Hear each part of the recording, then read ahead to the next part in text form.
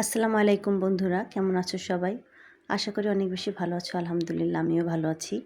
আমার ইউটিউব বন্ধুরা এবং আমার প্রতিবেশী সবাই সবসময়ের জন্য ভালো থাকুক, সুস্থ থাকুক। সবসময়ের জন্য আল্লাহ পাকের কাছে সেই দোয়াই করি এবং আমিও যেন সুস্থ থাকি। এজন্য নিজের জন্য দোয়া করি, পরিবারের জন্য দোয়া করি, আপনজনদের জন্য দোয়া করি, সবার জন্যই। আশা করি তোমরাও সবাই আমার জন্য দোয়া করবে, আমি যেন ভালো থাকি, সুস্থ থাকি ইনশাআল্লাহ। তো এই তো আজকে আমি এসেছি সন্ধ্যার সময়, বসেছিলাম চুপ করে, কিন্তু হঠাৎ করে মনে হলো যে কিছু একটা খাওয়া যাক। তবে বয়ামটা খুলে দেখলাম যে কিছু চিড়া পড়ে আছে, চিড়াগুলো নষ্ট হয়ে যাবে, অনেকদিন খাওয়া হচ্ছে না। আমরা চিড়া তেমন একটা খুব পছন্দ করি না।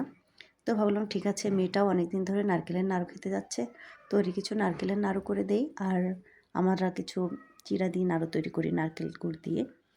তো চলে গেলাম, আমি চিড়াটা একটু ভেজে নিয়েছি, ভেজে নিয়ে গুঁড়া করে নিয়েছিলাম এবং প্রথমেই নারকেল কুর দিয়ে আমি একটা খাজা তৈরি করে নিয়ে আমি এর জন্য কিছুটা আলাদা করে তুলে রেখেছি, কারণ ও চিড়ার নাড়ুটা খেতে পছন্দ করে না, ও শুধু নারকেলের নাড়ুটাই খেতে পছন্দ করে। তো আমি সুন্দর করে ঠান্ডা হওয়ার পরে, নারকেলটা একটু অল্প ঠান্ডা হয়েছে, গরম গরম থাকা অবস্থায় আর কি, খুব তাড়াহুড়া করে হাতে পুড়ে যায়, লেগে যায়, এই জন্য খুব তাড়াহুড়া করে আমি কিছু নারকেলের নাড়ু বানিয়ে নিয়েছি এবং চিড়ার নাড়ুটা চুলা পরে রেখেছি যাতে ঠান্ডা হয়ে না যায়, ঠান্ডা হয়ে গেলে শক্ত হয়ে যাবে। এই জন্য এটা কিছুটা নাড়ু করে রেখে আমি চলে যাব রান্নাঘরে, সে আবার চিড়ার নাড়ুটা করার জন্য। তো দেখো আমার হাতে লেগে যাচ্ছিলো, অনেকটাই গরম ছিল, পুড়ে যাচ্ছিলো, আমি ধরতে পারছিলাম না।